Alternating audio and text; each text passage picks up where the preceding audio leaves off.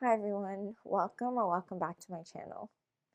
I'm kind of shy to post a new video because I got so many new subscribers in the last month. So if you're new here, thank you so much for joining, and of course, if you've been here this whole time, thank you so much.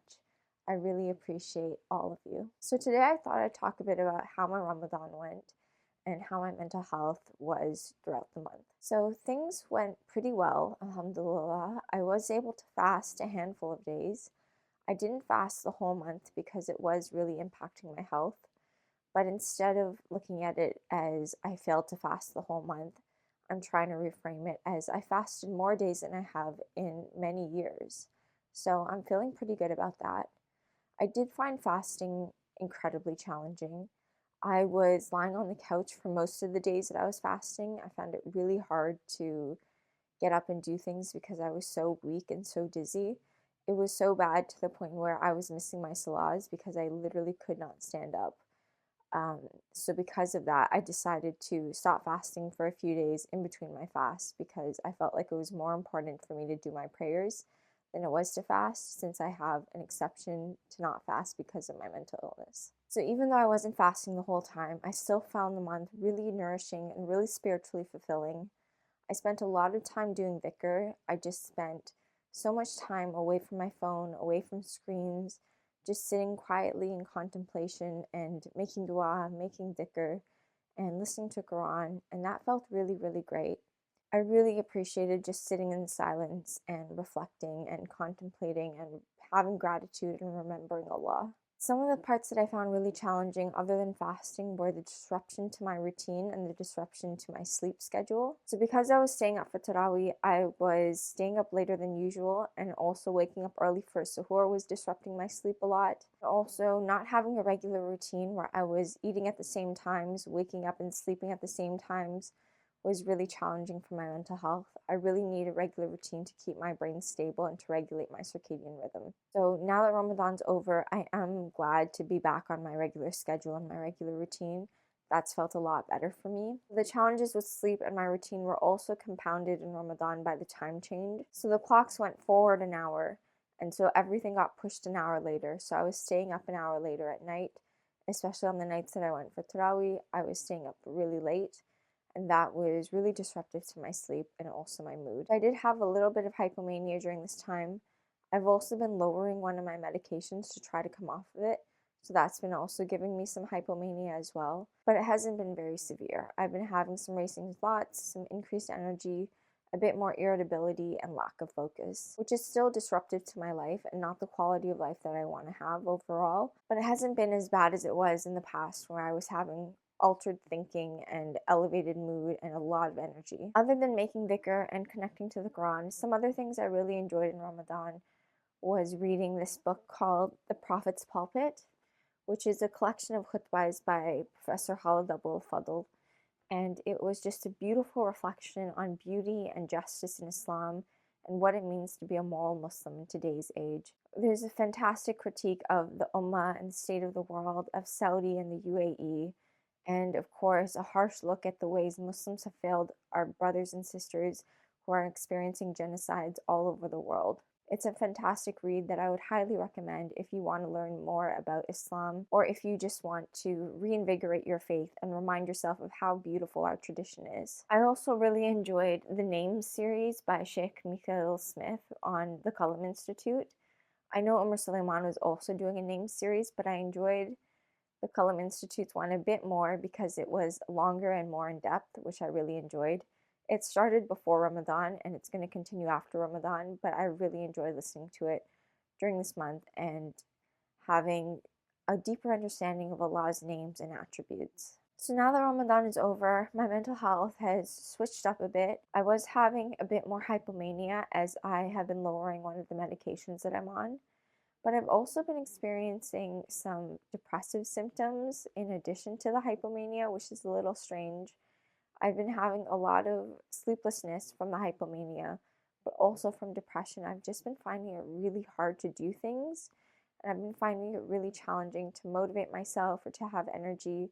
And of course, that's bringing along with it a lot of depressive thoughts and a lot of low motivation, low energy, and feeling bad about myself. But depression and hypomania are part of this illness, so I expect to experience them.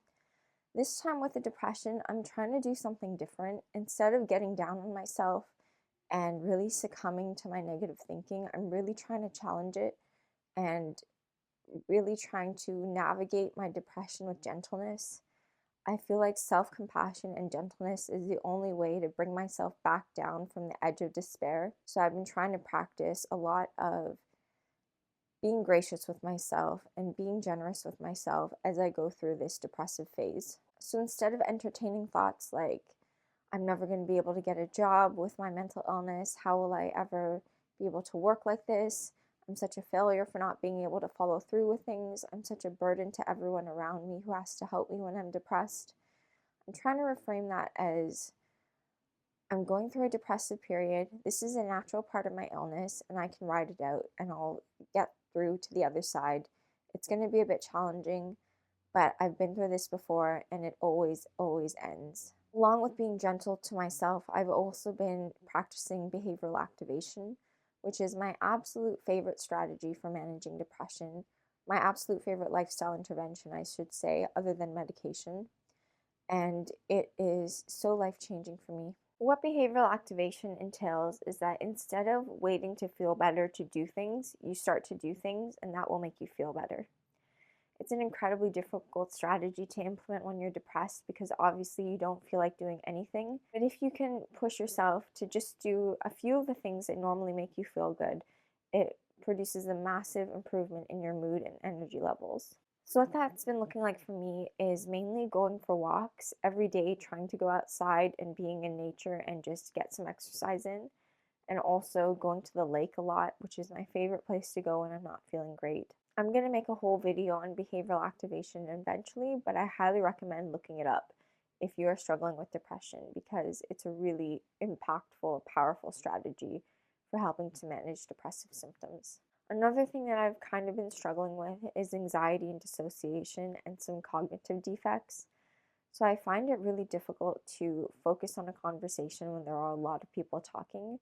It's really difficult for me to understand what everybody is saying at once and then to process that and to come up with a response to everybody individually or as a group. I find it really difficult to be in group settings where lots of people are talking at once because it's so difficult for me cognitively to process what they're saying and to respond to them. So due to this, I have been feeling a lot of anxiety when it comes to socializing and seeing friends. And this anxiety has been making me also dissociate a lot. So when I go see my friends, either before or afterwards, even during that experience, I'll experience a lot of dissociation just from the level of anxiety that I've been having. And so I'm having these like cognitive defects where I can't really understand what people are saying around me. And then I feel so anxious about not being able to contribute and just being so quiet and being so awkward that I start dissociating, and that makes me even more distant and makes it even more challenging for me to engage in the conversation. So I've really been working on that, talking to my therapist about how I can respond to these things. I just feel like I'm so quiet when I go out with friends and when I'm in group settings. Even though I have this whole YouTube channel, I'm very quiet in real life. So I've been feeling a lot of pressure to be more talkative and be more social because I feel like I'm just so not shy, but I find it hard to socialize because of the cognitive defects and because I'm just a quiet person overall. I've been feeling a bit lousy about that because I really want to see my friends and I really want to do group activities, but I'm trying to remedy it by having more one-on-one interactions with my friends so I can be more present in the conversation and talk to them more. And then with the anxiety, I've been trying to do some grounding exercises, some coping strategies. I'm also going to make a whole video on how I cope with anxiety and dissociation eventually. I also have this really weird thing when I'm super anxious where I can't stop looking up. Like I'll keep looking up at the ceiling or looking up at the sky and I can't make myself look down.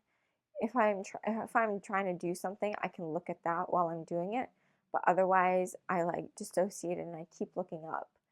And I don't know what's up with that. I only found one other person who this has happened to on Reddit, but they archived their post, so I can't even comment on it and ask them why this was happening to them. That's like a really weird symptom of my anxiety, is that I just get hyper focused on looking up and I can't make myself look at what's in front of me unless I'm really, really focusing.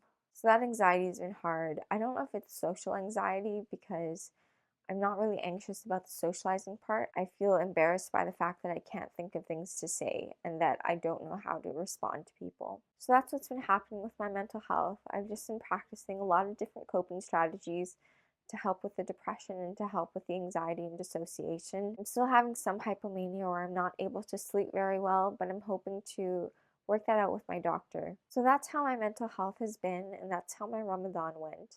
And of course, it's not all difficulties and challenges. It's been springtime here, so I've really been enjoying the sun, and that's been boosting my mood so much. I've also been able to read a lot more, which I've always struggled with during episodes, but this time I am able to read. Even though it's challenging, I've really been enjoying reading more. I'm also doing so much better on my medications. I've been feeling a lot more stable, and I haven't been having any real side effects from them, which has been absolutely amazing because I was having so many side effects before that were super unlivable, and now I'm barely having any. So thank you so much for watching my video and listening to me talk about my mental health, and I'll see you in the next one. Bye!